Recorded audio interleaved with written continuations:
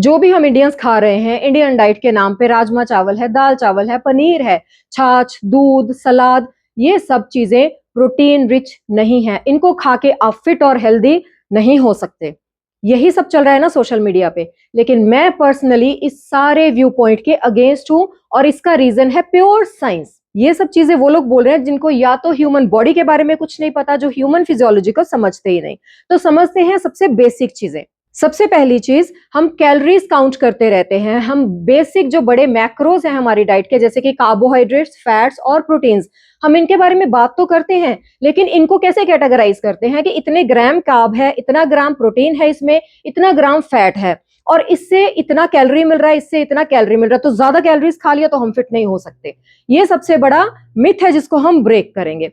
तो सबसे पहली चीज क्या है समझने वाली, कि बॉडी कैलोरीज की काउंटिंग पे वर्क नहीं करती। हमारी बॉडी का ओवरऑल फंक्शन, इस टाइम मैं बोल रही हूं, आप चल रहे हो, आप वीडियो देख रहे हो, आपका ब्रेन काम कर रहा है, आप जिम में वर्कआउट कर रहे हो, हर चीज के लिए एनर्जी लगती है। और जो बॉडी की बेसिक एनर्जी है, जिसको हम basic energy currency of body बोलते हैं, वो है एटीपी, एडिनोसाइन ट्राइफॉस्फेट। जितनी साइंस आप समझ पाओगे उतनी समझानी अभी जरूरी हो चुकी है, बिकॉज लोग बहुत ज्यादा गलत रास्ते पे जा रहे हैं। तो हमारा बेसिक जो एनर्जी करेंसी है वो क्या है, एटीपी। अब इसके बारे में बात करेंगे डिटेल में। हमारी बॉडी इस एटीपी को, इस एनर्जी को जो हम सोते जागते यूज करते हैं, 3 मेजर मेटाबॉलिक पाथवे से गुजर के बनाती है, जो है ग्लाइकोलिसिस, क्रेब्स साइकिल और इलेक्ट्रॉन ट्रांसपोर्ट चेन, जिसको हम ईटीसी भी बोलते हैं। अब जो भी हम खाना खा रहे हैं वो एक पैकेज होता है, उसमें प्रोटीन, कार्ब्स, फैट्स होते हैं, और ये तीनों मेजर जो मैक्रोज हैं वो इन प्रोसेस से डिफरेंट तरीके से निकलते हैं। डिफरेंट तरीके से निकलने का मतलब है, आप कार्ब्स खा रहे हो वो भी एटीपी देगा, आप फैट खा रहे हो वो भी एटीपी देगा, लेकिन आप प्रोटीन खा रहे हो वो एटीपी इमरजेंसी कंडीशंस में देता है। इसके बारे में डिटेल में बात करेंगे। तीनों चीजें एनर्जी का सोर्स है, लेकिन जो major source of energy for body है वो कार्बोहाइड्रेट्स है, प्रोटीन्स नहीं है। अब इन तीनों के मेटाबॉलिज्म के बारे में बात करें तो बेसिक सी एग्जांपल देके बताती हूँ आपको।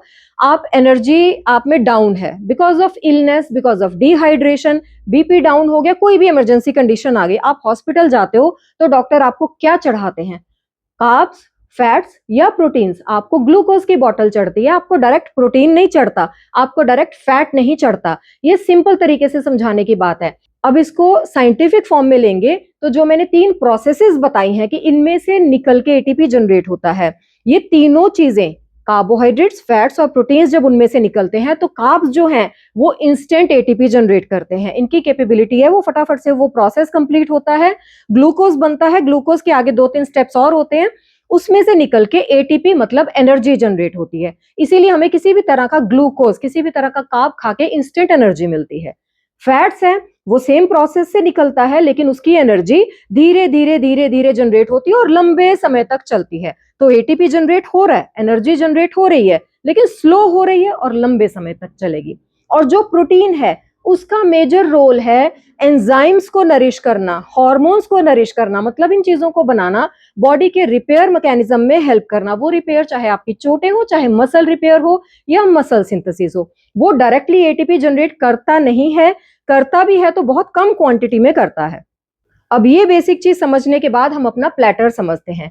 आप एक थाली खा रहे हो जिसमें कि जो कि इंसल्ट किया गया राजमा है, दाल है, इनमें लोग बोलते हैं इसमें कार्ब इतना है, प्रोटीन इतना है, साथ में आपने रोटी ली जिसके ऊपर आपने घी लगाया या पराठा लिया, उसमें लोग बोलते हैं इसमें तो फैट भी डाल दिया, प्रोटीन रिच कहाँ हुआ। अब जब आप वो मील लेते हो तो आपका एनर्जी पाथवे कैसा रहता है। अब इसमें देखिए, कार्बोहाइड्रेट से इमीडिएट आपको एनर्जी मिली फंक्शन करने के लिए, फैट्स ने आपको धीरे धीरे नरिश किया ताकि पूरा दिन आपकी एनर्जी का लेवल जो है वो मेंटेन रहे। इसके साथ साथ आपका ब्लड ग्लूकोज भी मेंटेन रहता है। जो प्रोटीन साथ में जा रहा है, ग्राम्स को छोड़ दीजिए, कैलोरीज छोड़ दीजिए, जो भी प्रोटीन साथ में जा रहा है वो आपके एंजाइम्स को, एंजाइम्स जो कि अगेन हर प्रोसेस में, जैसे हम बोलते हैं ना कि आग जलाना है तो उसमें क्या डालोगे, घी, तेल, कपूर, कुछ भी, बहुत सारी ऐसी इन्फ्लेमेबल चीजें जो हम डालते हैं जिससे कि एकदम से लकड़ी या कोई भी चीज हम जलाते हैं, तो वो जो डालते हैं ना वो एंजाइम्स हैं। किसी भी प्रोसेस को कंप्लीट होने के लिए एंजाइम्स चाहिए, एक सिंपल सी चीज को पचने के लिए एंजाइम्स चाहिए, ये हमने बचपन में पढ़ा है। तो प्रोटीन्स का काम है उन एंजाइम्स को नरिश करना।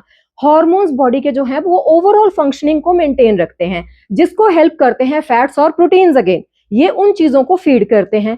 किसी भी तरह की रिपेयर चाहिए, चाहे वो आपकी नींद की रिपेयर है, हम बहुत देर तक सोते नहीं हैं, हमें नींद चाहिए, वो भी रिपेयर मैकेनिज्म है, उसको प्रोटीन फीड करता है।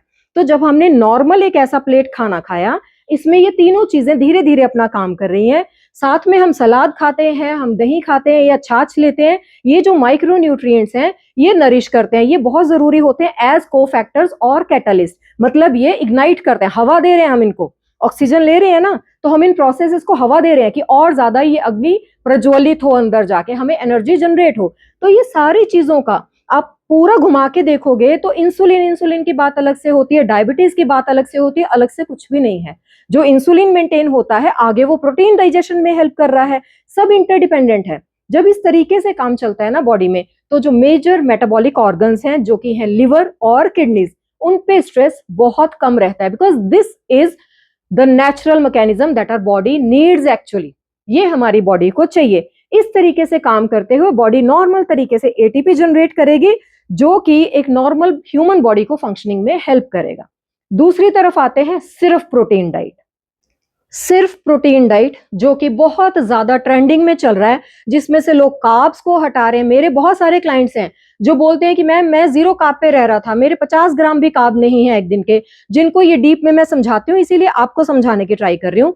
सिर्फ प्रोटीन डाइट खाना, चाहे वो खाली प्रोटीन सप्लीमेंट्स, अब सप्लीमेंट्स की बाद में वॉच करते रहिए, किसी और वीडियो में बात करेंगे। खाली प्रोटीन डाइट लेने से बॉडी में क्या होता है। सबसे पहली चीज, जो बेसिक 3 स्टेप पाथवे है आपके मेटाबॉलिज्म का, जो मैंने पहले बताया, ग्लाइकोलिसिस, क्रेब्स साइकिल और इलेक्ट्रॉन ट्रांसपोर्ट चेन, वो हो जाता है बाईपास।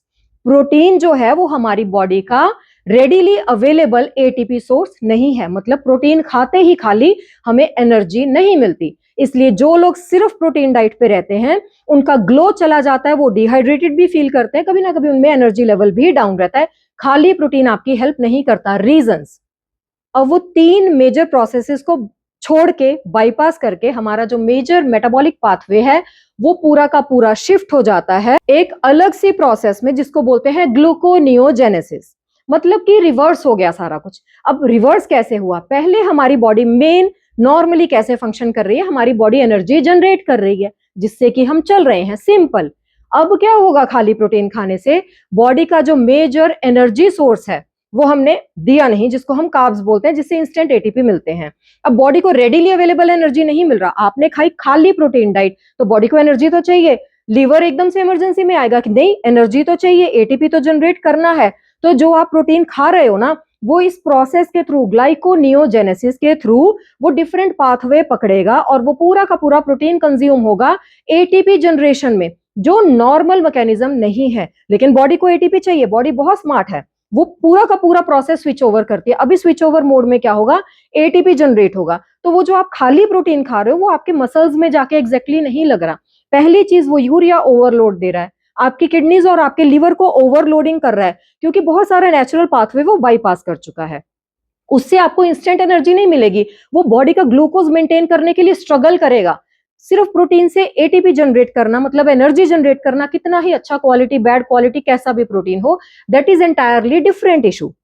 अब अगर सिर्फ प्रोटीन खाया हुआ एटीपी जनरेशन की तरफ ही जा रहा है कि हम एनर्जी ही निकालने की ट्राई कर रहे हैं उसमें से, तो जो प्रोटीन का बेसिक फंक्शन है, एंजाइम्स को फीड करना, हार्मोन्स को फीड करना, रिपेयर मैकेनिज्म और मसल बिल्डिंग में हेल्प करना, वो तो नहीं हो रहा। इसीलिए बहुत सारे केसेस में ऐसा आपने देखा होगा, खाली प्रोटीन डाइट खाने वाले बल्क गेन नहीं कर रहे, मसल डेफिनेशन कहीं ना कहीं आ भी रही है, तो एनर्जी लेवल डाउन है, ब्लैकआउट्स हो रहे हैं वर्कआउट करते हुए, क्योंकि पूरा का पूरा फोकस हम शिफ्ट कर रहे हैं। और इसके साथ साथ कॉर्टिसोल, जिसको हम स्ट्रेस हार्मोन बोलते हैं, उसका लेवल बहुत हाई हो जाता है, जिससे कि हमारे अंदर स्ट्रेस भी बढ़ता है।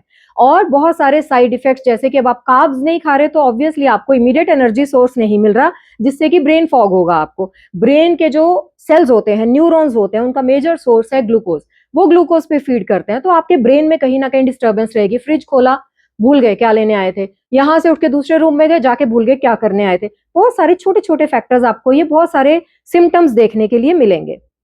और आप फैट्स बिल्कुल मिस कर रहे हो, आपको लग रहा है देसी घी खाने से आप मोटे हो रहे हो, तो आप कहीं ना कहीं सेल्यूलर लेवल पे अपनी सेल मेम्ब्रेन्स को डिस्टर्ब कर रहे हो, सेल्यूलर लेवल पे जाके आपका मेटाबॉलिज्म पूरा का पूरा डिस्टर्ब हो रहा है, आपके हॉर्मोन्स वीक हो रहे हैं जिनको कि फैट्स फीड करते हैं, और ओवरऑल जो आपका सिस्टम है जो इन हार्मनी चलना चाहिए वो पूरा का पूरा बिल्डिंग मोड से लेके सर्वाइवल मोड की तरफ आ गया है। आप एक्चुअली मसल बिल्डिंग की तरफ या ग्रोथ की तरफ नहीं जा रहे, आप सर्वाइवल मोड पे आ गए हो। डजंट मैटर आपकी बॉडी टाइप कैसी है, आपने वेट लूज कर दिया है, आप बहुत मस्कुलर दिख रहे हो, बॉडी बिल्डिंग में जा रहे हो, लेकिन आप सर्वाइवल मोड पे हो और आप लंबे टाइम तक इस पे नहीं रह सकते। तो इस तरह से ATP generation main energy source है। जब भी डाइट की बात करनी है तो एटीपी जनरेशन मतलब कि एनर्जी करेंसी की बात करनी है, कोई चीज आपको एनर्जी कैसी दे रही है, और प्रोटीन खाली खाने से आपका वो एटीपी जनरेशन प्रॉपर नहीं हो सकता। और इसके साथ साथ जब हम ओवरऑल ये डाइट्स खाते हैं तो विटामिन और मिनरल्स का बहुत बड़ा रोल होता है, जो कि को फैक्टर्स और कैटलिस्ट की तरह अपना रोल निभाते हैं, जिसमें कि पूरा का पूरा बी कॉम्प्लेक्स का प्रोफाइल है विटामिन का। मिनरल्स में मैग्नीशियम है, मैंगनीज है, जिंक है, कॉपर है, कैल्शियम है, बहुत सारे ऐसे मिनरल्स हैं जो कि हमें डाइट से मिलते हैं और ये एक दूसरे की एब्जॉर्प्शन में हेल्प कराते हैं। और बहुत सारे इंटरेस्टिंग फैक्ट्स इसमें ये हैं, जैसे कि इंसुलिन है, हम बोलते हैं ब्लड ग्लूकोज और इंसुलिन इंटर रिलेटेड है। ब्लड ग्लूकोज नॉर्मल है तो इंसुलिन सिक्रेशन नॉर्मल रहेगा। आपको पता है ये ग्लूकोज के साथ हम कनेक्ट कर रहे हैं, लेकिन एक्चुअली जो इंसुलिन है ना वो प्रोटीन का, जो हम अमाइनो एसिड और प्रोटीन आजकल सबको पता है, प्रोटीन का छोटा सा जो टुकड़ा है जिसको जोड़ जोड़ के प्रोटीन बनता है उसको हम अमाइनो एसिड्स बोल देते हैं। तो जो इंसुलिन है ना वो अमाइनो एसिड की सेल्यूलर लेवल पे एब्जॉर्प्शन में हेल्प करता है। तो एक तरफ आप कार्ब से डर रहे हो, आप कार्ब से भाग रहे हो, दूसरी तरफ आप चाहते हो कि प्रोटीन खा के आपकी बॉडी फंक्शनली अच्छी हो जाए, आप परमानेंटली टोन अप हो जाओ, परमानेंटली आपकी मस्कुलर डेफिनेशन बन जाए, which is not possible. Carbohydrates खाने से आपका इंसुलिन लेवल मेंटेन रहता है, जो कि इन टर्न जो आप प्रोटीन खा रहे हो उसके अमाइनो एसिड्स को एब्जॉर्ब कराने में आपकी हेल्प करता है। तो ये सारे के सारे साइकिल्स इंटरकनेक्टेड हैं। इनमें से आपने एक भी चीज मिस आउट किया तो आप पूरा का पूरा सिस्टम ही क्रैश हो जाएगा, आज नहीं तो कल ये होगा। सो इस वीडियो को वाइंड अप करते हुए इतनी ही इंफॉर्मेशन देना चाहूंगी कि अगर कार्ब्स आपका मेन फ्यूल है, आग जलाने में आपकी हेल्प कर रहा है, बॉडी में एनर्जी जनरेट कर रहा है, तो फैट जो है उस एनर्जी को मेंटेन कर रहा है, प्रोटीन जो है इस पूरे सिस्टम को बिल्डअप करके रखे हुए है। आप इनमें से एक भी चीज को मिस आउट करोगे, आप परफॉर्मेंस मोड से शिफ्ट होकर सर्वाइवल मोड की तरफ चले जाओगे। So think before you follow anything on social media and fuel your body smartly, not extremely। और being a geneticist और पूरी लाइफ अपनी ह्यूमन बॉडी फिजियोलॉजी और एनाटॉमी में अपनी मास्टरी करने के बाद मेरा ये फर्ज बनता है कि मैं आपके सामने इन चीजों के साइंटिफिक फैक्ट्स लेके आऊं। सो किसी भी तरह के अंधविश्वास, अंधाधुंध किसी भी चीज को फॉलो करने से पहले एक बार ये साइंटिफिक वीडियो जरूर देखिए, अपने फ्रेंड्स और फैमिली के साथ शेयर करिए और ज्यादा से ज्यादा लोगों तक पहुंचाने में मेरी हेल्प कीजिए। See you in next video with more detailed information on many such scientific topics.